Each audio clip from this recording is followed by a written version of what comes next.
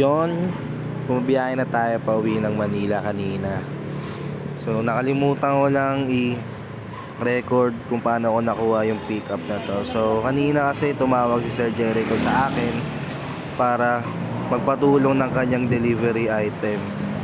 Yun nga lang, hindi niya kinaya kasi nasa 60 kilos yung item. So no choice, talaga nagpatulong na siya sa akin. Buti na malapit lang din yung pickup location at napuntahan ko kagad siya. And also, wala pa akong booking kanina.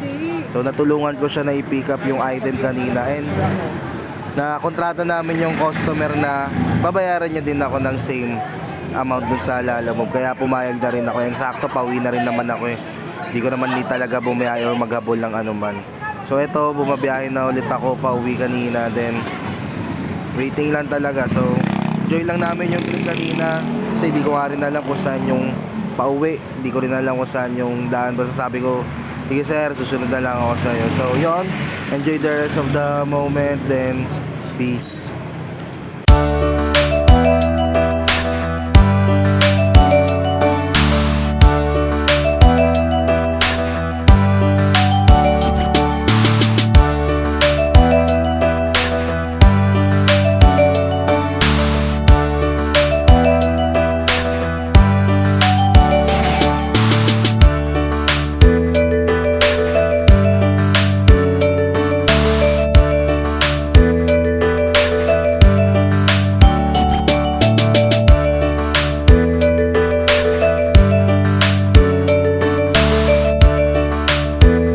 By that time is nasa Katipunan stoplight kami yan going to Manila. Then nag-record ako kasi nga matagal yung stoplight dyan and nagpago pa sila sa kabila. So antay pa kami ng susunod na stoplight. So papakita ko sana yung mga dala namin and shoutout nga din sana kay Sir Jericho. Kasi nga dahil nga sa biyahe na gagawin namin. And yun nga, unfortunately sira pala yung mic ng earphones ko kaya hindi nare-record pala, nakasaksak din siya. So going na kami niyan sa Jose Reyes, doon ng drop-off, kaya nagulat ako sa ospital pala. So may Hungarian sausage pala sa ospital. So yun, going na kami dyan. So by that time, na-drop na namin yung ano namin eh. For drop na yung deliver namin na sausage kila ma'am. So waiting lang kami kay ma'am na bumaba. Kasi unfortunately nga din, nakasaksakan pala yung earphones ko, sira din yung mic ng earphones ko. Kaya di ko pala na-record yung mga pinagsasabi ko dyan. Mukha akong ewan dyan. So yung please bear with me na lang. So first time. So yan, ito yung ano namin, dineliver ngayon.